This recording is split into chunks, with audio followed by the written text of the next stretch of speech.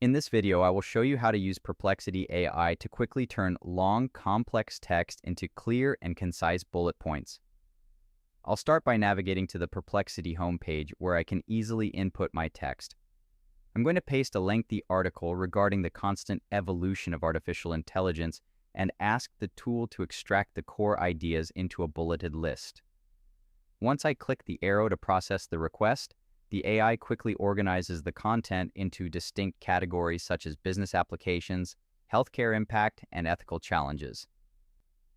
Now, I'll move on to a second request by pasting more text into the follow-up box to see how it handles specific future predictions.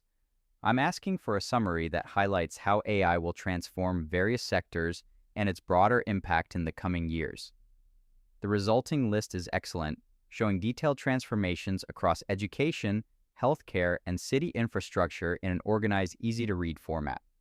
If you found this walkthrough helpful, please consider liking the video and subscribing for more quick tips and tutorials.